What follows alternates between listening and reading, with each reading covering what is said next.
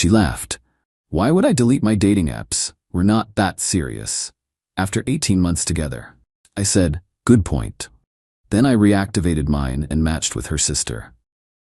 The family dinner that Sunday was unforgettable.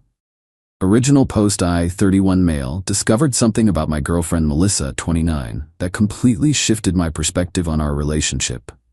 We'd been together for 18 months, not just dating, but living together for the last 8 months, splitting rent on a decent 2-bedroom place. I was planning our future. She was apparently planning her options. Last Tuesday, we were having dinner at this Italian place near our apartment. Her phone buzzed with a notification, and I caught a glimpse of the Bumble app icon before she quickly flipped it face down. My stomach dropped. You still have dating apps? I asked, trying to keep my voice neutral. She actually laughed, like genuinely laughed. Yeah? So? We've been together for a year and a half, Mel, living together for most of it. She rolled her eyes and took a sip of her wine. Oh, come on, Derek, it's just for fun. I like seeing who's out there. Window shopping, you know? Window shopping while in a relationship. Why would I delete my dating apps? She said it like I was being ridiculous. We're not that serious. We're just living together to save money. Don't be so possessive. 18 months. I'd introduced her to my entire family. She'd spent last Christmas with my parents. My mom had been asking about grandkids. And we're not that serious? Just to be clear, I said slowly, you think keeping dating profiles active while we're living together is normal? God, you're so traditional. Yes, it's normal. Everyone does it. It doesn't mean anything. She waved her hand dismissively. Besides, I'm not meeting anyone, just browsing. I nodded. Good point. She seemed surprised I dropped it so easily. The rest of dinner was awkward, but I kept things light. Paid the check. Went home. She went to bed early. I stayed up thinking.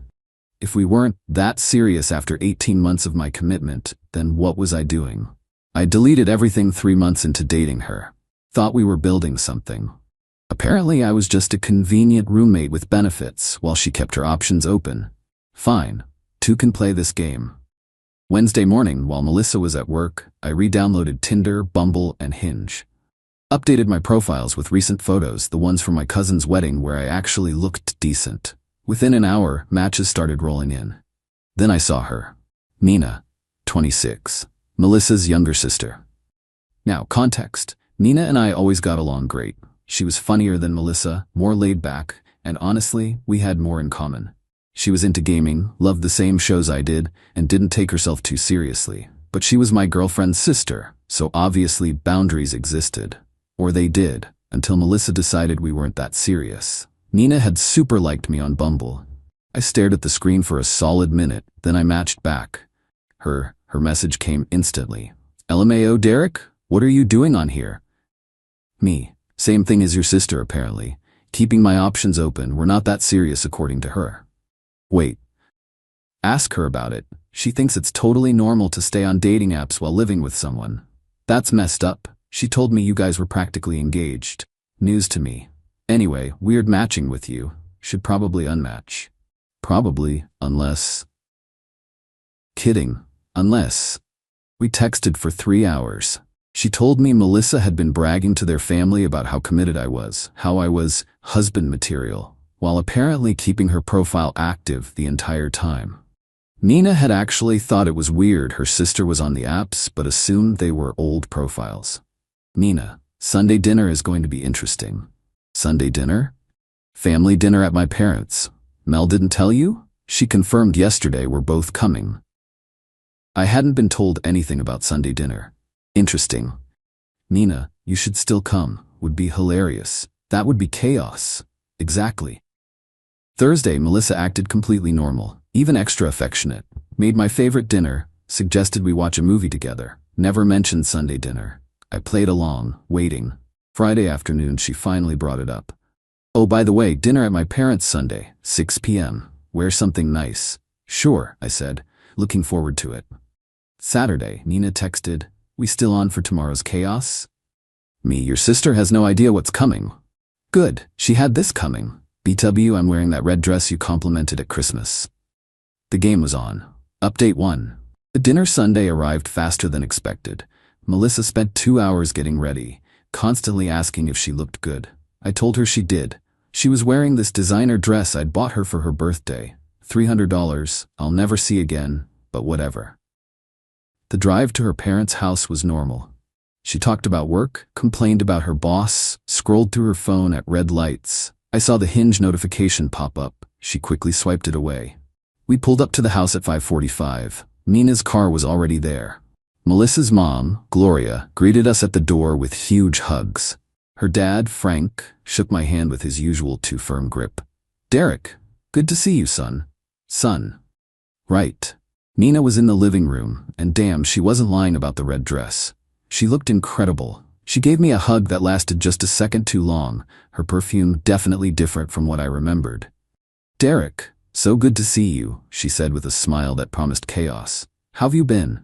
"Oh, just keeping my options open," I said casually. Melissa shot me a look but laughed it off. "Derek's been weird lately, midlife crisis at 31. We sat down for dinner. Gloria had made her famous lasagna. Frank opened a bottle of wine. Everything seemed normal until Nina cleared her throat. "So Mel, I saw something super weird on Thursday." "Oh?" Melissa took a sip of wine. "You were on Bumble. Your profile popped up in my feed." The table went silent. Melissa's face flushed. Gloria looked confused. "Bumble? Isn't that a dating app?" "It is," Nina said innocently. "Weird, right? Since Mel's been with Derek for what, almost 2 years?" Melissa laughed nervously. "That must be an old profile. You know how those apps are. They keep your profile up forever." "No," Nina said, pulling out her phone. "It said active today, see?" She showed the screen to the table. There was Melissa's profile, complete with photos from last month's vacation, the one I'd paid for. Frank's expression darkened. "Melissa, what is this?" "It's nothing. I never deleted it. It doesn't mean anything." I stayed quiet, cutting my lasagna. Gloria turned to me. "Derek, did you know about this?" "Found out Tuesday," I said calmly. "She told me we're not that serious and it's normal to keep dating apps while living together." The table exploded. "Not that serious?" Gloria's voice hit a pitch I didn't know was possible. "You're living together." Frank slammed his wine glass down. "Melissa Ann, what is wrong with you?" "You're all overreacting," Melissa protested. "It's 2024. People don't delete apps just because they're in committed relationships," Nina interjected. "Actually, they do. Normal people do." Melissa glared at her sister. "Why are you being such a—" "Actually," Nina interrupted, grinning. "Derek and I matched on Bumble Thursday." If the table exploded before, this was nuclear detonation. Melissa's face went from red to white to purple. "What?" "Yeah, super weird," Nina continued. "But since you two aren't that serious, I figured it was fine. Right, Derek?" I shrugged. "Just keeping my options open, like Melissa taught me." Melissa stood up so fast her chair fell backwards. "You matched with my sister?" "Technically, she super liked me first," I said. Gloria was looking between all of us like she was watching a tennis match in hell. Frank had his head in his hands. "How dare you?" Melissa screamed at me. "How dare I what? Follow your rules? You said we weren't that serious. You said keeping dating apps was normal. I'm just doing what you're doing. That's different." "How?" "It just is." Nina laughed. "Classic Mel. Rules for thee, not for me." "Shut up, Nina. This is between me and Derek." "Actually," Frank said quietly, and everyone turned to look at him. "This is between Melissa and her complete lack of respect for relationships. Derek, I'm sorry you've wasted 18 months on my daughter." "Dad," Melissa shrieked. "No, I'm done," Frank continued. "We raised you better than this. This young man has been nothing but good to you. He helps with your rent, he bought you that damn purse you wouldn't shut up about, he fixed your car last month, and you're on dating apps, shopping around while keeping him as backup?" Gloria nodded. "Melissa, this is disgusting behavior. I'm ashamed." Melissa started crying. Not pretty tears, ugly, mascara-running sobs. "You're all taking his side?" "There aren't sides," Gloria said. "There's just you being horrible to someone who loved you." Loved. Past tense. Even Gloria got it. Melissa grabbed her purse and stormed toward the door. "Derek, we're leaving. Now." I took another bite of lasagna. "This is really good, Gloria." "Derek, I'm not leaving. You can call an Uber. You drove me here. And we're not that serious, remember? Figure it out." She stood there, mouth open, looking around for support. Nobody moved. Finally she screamed, actually screamed like a toddler, and stormed out. We heard her on the phone outside, presumably calling for a ride. Nina broke the silence. So, anyone want to see our Bumble conversation? It's actually hilarious. Gloria poured herself more wine. Nina, not now. Frank looked at me. Derek, I'm sorry about all of this. It's fine. Better to know now than after a ring. Were you really going to? Gloria asked softly. I pulled out my phone and showed them the ring I'd bookmarked. A simple diamond solitaire. Nothing crazy, but it would have cost me 3 months of savings. Was going to start shopping next month, Nina whistled. Bullet dodge, my friend. We finished dinner in relative peace. Melissa apparently got her Uber and left. I helped clean up, had another glass of wine with Frank, and even played cards with Nina and Gloria for a bit. It was weird, but somehow less weird than pretending everything was fine. As I was leaving, Nina walked me to my car. So, that was fun, she said. Fun's one word for it. She bit her lip. Derek, I know this is messy, but I really did always think you were too good for her. Nina, I know, too soon, too weird, but she handed me a piece of paper with her actual number on it. Maybe in a few months when the dust settles we could get coffee? As friends first, obviously. I looked at the paper, at her. She was everything Melissa wasn't, genuine, funny, actually interested in who I was as a person.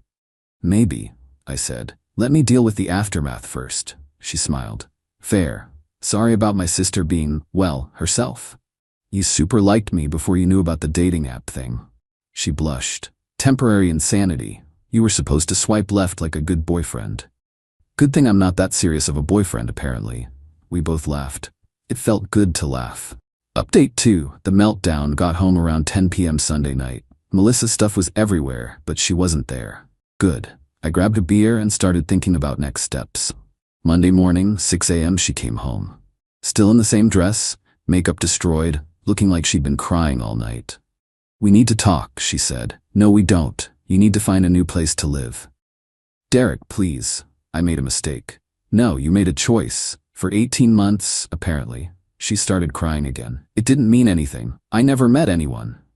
But you were looking. While I was planning a future with you, you were keeping your options open. Everyone does it. Your parents don't think so. Your sister doesn't think so. I don't think so. Nina is just jealous. She's always been jealous of me. I laughed. Actually laughed.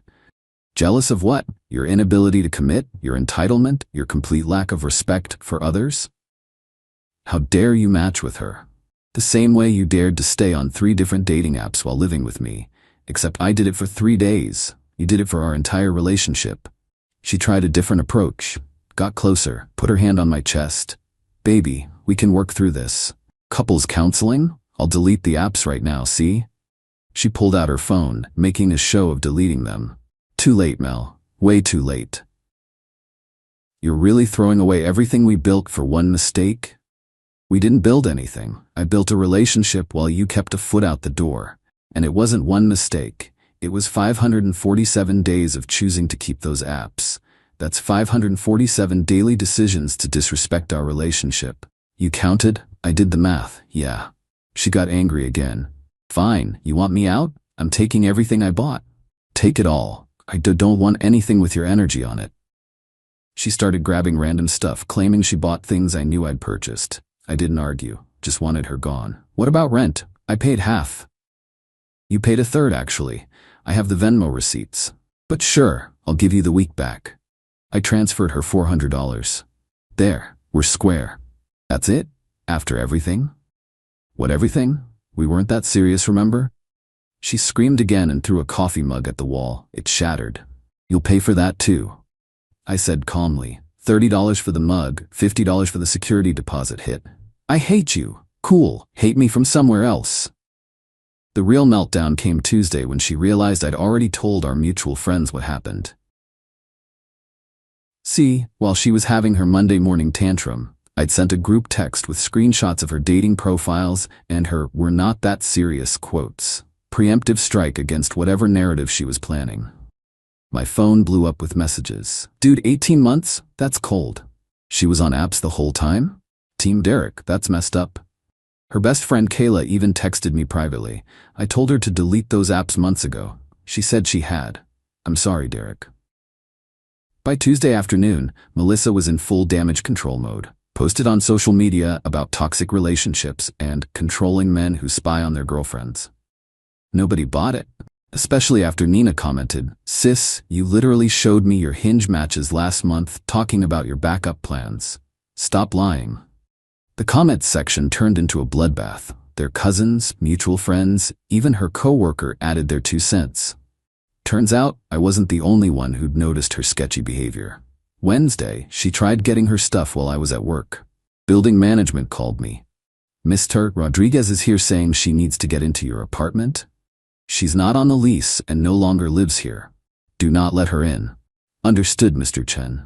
She called me 23 times in an hour, left voicemails ranging from apologetic to threatening. My favorite was, "You're going to regret this when you're alone forever. No one will ever love you like I did." I texted back, "You're right. No one will ever love me like you did. Thank God for that." Update 3. The Extinction Event. Thursday morning, the real circus began. I woke up to 14 missed calls from an unknown number. It was Melissa's new number, apparently. Then came the knock on my door at 7 a.m. Not Melissa, her mom, Gloria. "Derek, I'm so sorry to bother you, but can we talk?" I let her in, made coffee. She looked exhausted. "Melissa is staying with us," she said, "and she's not handling this well." Define not well. "She's convinced you and Nina are secretly together. She's talking about suing you for emotional distress. She wants half of everything in the apartment. She can want all she likes. She's not on the lease. She didn't buy the furniture and emotional distress. She cheated, not me." Gloria sighed. "I know. Frank and I know. But she's our daughter, and she's having some kind of breakdown. She quit her job yesterday." "She what?" "Said she couldn't focus because of the trauma." "Derek, I'm not here to defend her. What she did was wrong. But did you have to match with Nina?" "Gloria, I matched with Nina to make a point. Your daughter spent 18 months on dating apps while I was planning to propose. She needed to understand how that felt." "And Sunday dinner?" "That was Nina's idea, actually." Gloria rubbed her temples. "That girl, both my girls, I don't know where I went wrong." "You didn't. Melissa made her choices. Can you at least let her get her things? She can come Saturday between 2 and 4 p.m. You or Frank need to be with her. She's not coming alone." Gloria nodded and left. An hour later, I get a text from Nina. "Mom just told Mel she has to be supervised to get her stuff. The screaming is epic." Friday was quiet. Too quiet. I should have known something was coming. Saturday at 2 p.m. sharp they arrived. Melissa, Gloria, Frank, and surprisingly, Melissa's older brother Tony, who I'd only met twice. Tony approached me first. "Hey man, sorry about all this. I'm just here to make sure things stay calm." I appreciated that. Tony always seemed like a solid dude. Melissa wouldn't even look at me. She started packing her things while Gloria helped. Frank stood awkwardly by the door. Everything was going smoothly until she got to the bedroom and saw something that set her off. "Where's my necklace?" "What necklace?" "The gold one, the one my grandmother gave me." "Melissa, you never kept jewelry here. You always left it at your parents' house." "You stole it. You sold it out of spite." "I didn't touch any necklace." She started tearing through drawers, throwing things around. Tony stepped in. "Mel, chill. If it's not here, it's not here." "He has it, or he gave it to Nina." "Are you two together now, huh?" "No, Melissa. Nina and I aren't together." "Liar. She liked your Instagram post yesterday." "So did 47 other people. Are they all dating me too?" She lunged at me. Actually lunged. Tony caught her midair like she weighed nothing. "Okay, we're done here," Tony said, literally carrying his sister toward the door. "Mom, Dad, grab her stuff." Melissa was screaming. "I'll destroy you. You'll never be happy. Nina's using you. She's always wanted what I have." "What you had," I corrected. Past tense. That made her scream louder. Tony just shook his head and carried her out. Frank muttered an apology, Gloria couldn't meet my eyes, pal, and they left with maybe half of Melissa's actual stuff because she was too busy having a meltdown to pack properly. 10 minutes after they left, Nina texted, "She just accused me of stealing Grandma's necklace, the one she sold 2 months ago for concert tickets. This is insane." Me. "She sold it?" "Yeah. Told me not to tell Mom. Sold it on Poshmark for like $200. I have screenshots." Nina sent the screenshots. Melissa had indeed sold the necklace in August, bragging about getting tickets to some music festival. I forwarded them to Gloria with the message, in case she tries to file a police report. Gloria replied, "I'm so sorry. We're getting her help." Sunday came with another plot twist. Melissa made a TikTok, a whole-ass TikTok about how my ex destroyed my life because I wanted independence. It got 50K views in 3 hours. The comments were brutal though. Independence equals cheating now? Girl, you were on dating apps while living with him? This is why I have trust issues. Nina, tell your side. Yeah, Nina was in the comments. With receipts. Screenshots of Melissa's messages about her backup plans, the Poshmark listing for the necklace, even texts where Melissa admitted she was just with Derek until something better came along. The TikTok got deleted within hours, but the internet is forever. Someone screen recorded it, and it ended up on Twitter with the caption, "Tell me you're Delulu without telling me you're Delulu." Final update. It's been 3 months since the Sunday dinner incident. Time for the final update on this absolute dumpster fire of a relationship. The immediate aftermath of TikTok Gate was rough for Melissa. Turns out going viral as the poster child for delusional girlfriend behavior isn't great for your career prospects. The job she quit? They wouldn't take her back. Her new job search wasn't going well either. Apparently, employers Google people, and her name was attached to some pretty unflattering content. She tried reinventing herself online as a healing coach and relationship expert. Posted about toxic relationships and narcissistic exes, until Nina kept commenting with receipts. Eventually, Melissa blocked her entire family on social media. According to Tony, "We grab beers sometimes now." Weird, but he's cool. Melissa moved to another state to start fresh. Lives with some aunt who doesn't know the full story. Still single, still on the apps, still convinced she did nothing wrong. Gloria and Frank took it hard. They sent me a card apologizing again and a check for the broken mug, which I didn't cash. They're good people who just raised one broken person out of 3 decent kids. As for Nina and me, yeah, we're together now. Before you judge, hear me out. We waited 2 months. 2 months of just texting as friends, grabbing coffee, being normal humans, getting to know each other without Melissa's shadow. She was nothing like her sister. Honest, funny, actually deleted her dating apps after our 3rd date without me asking. The family dynamics are weird, not gonna lie. Gloria and Frank are supportive but awkward. Tony thinks it's hilarious and calls us the upgrade.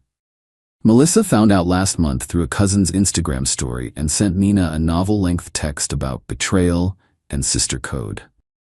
Nina responded, "The sister code includes not lying about your boyfriend of 18 months being just a roommate when I asked if I could date him after you broke up. You said, and I quote, 'I don't care, he's nobody special, so I took your advice.'" Melissa blocked her again. "We're taking things slow.